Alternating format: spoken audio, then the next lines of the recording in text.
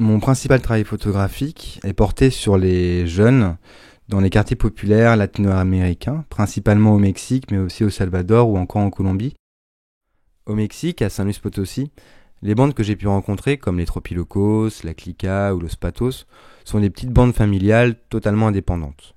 Il n'y a pas de chef, ils se gèrent entre eux. En général, c'est les plus matures qui calment les plus jeunes. La drogue est tout à fait commune dans la vie du quartier. Le cannabis est consommé de manière tout à fait régulière et normale. Après, il y en a certains qui peuvent consommer de la colle à sniffer ou encore du crack.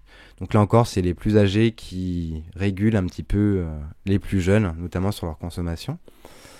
Par rapport à la violence, on va dire qu'au sein de la bande, c'est vraiment une ambiance très familiale, solidaire, soudée, généreuse. Il y a énormément de valeurs. Après, il y avait souvent des affrontements entre bandes rivales, souvent pour des histoires de femmes ou des histoires d'argent.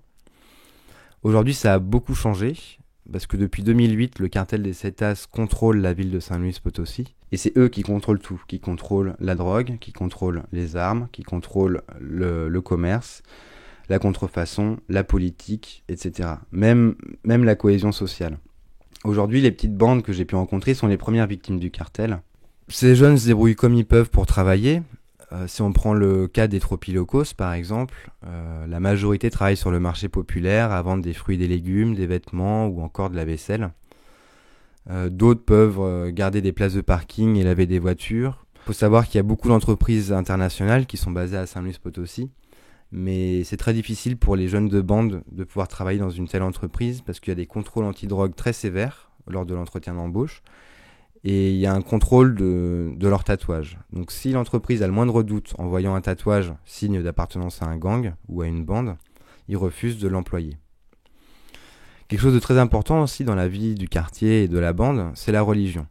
En général, sur la place principale du quartier, c'est là donc où se retrouve la bande, ils se retrouvent au pied de la Sainte Vierge qu'ils ont pu peindre eux-mêmes pour discuter, boire et fumer. La religion, c'est vraiment la chose la plus importante pour eux, c'est quelque chose qui leur permet de croire que demain sera meilleur, même s'ils n'ont pas de travail, même s'il y a un proche qui a pu décéder ou qui peut être malade, même s'ils n'arrivent pas à trouver suffisamment d'argent pour subvenir aux besoins de leur famille. Grâce à la Sainte Vierge, au Christ, ça leur permet de croire que demain sera vraiment meilleur. Au Salvador, les contextes sont complètement différents. Il y a deux gangs, la Mara 18 et la MS-13. Qui sont vraiment des gangs avec des chefs qui la majorité du temps sont en prison.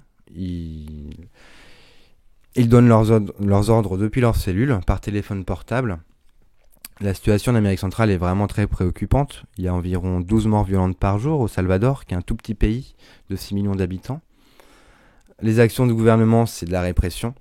Répression sur répression, c'est arrêter les jeunes juste parce qu'ils portent des tatouages de la 18 ou de la 13.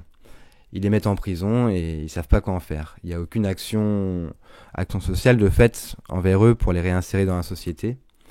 Et que ce soit le gouvernement ou les habitants de ces petits pays comme le Salvador, le Guatemala, le Honduras, ne savent plus du tout quoi faire pour sortir de cette situation.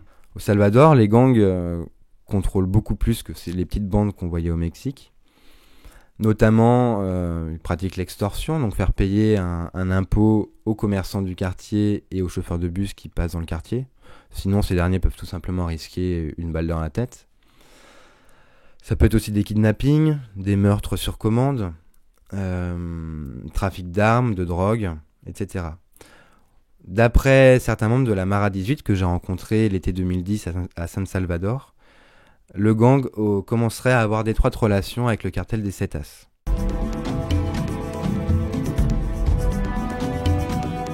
Ça fait plaisir surtout pour ces jeunes en fait, ces jeunes qui n'ont vraiment pas la vie facile et qui chez eux sont pris pour des moins que rien. Le fait qu'en France, le travail qui a été réalisé sur eux et avec eux soit primé, ça fait vraiment plaisir.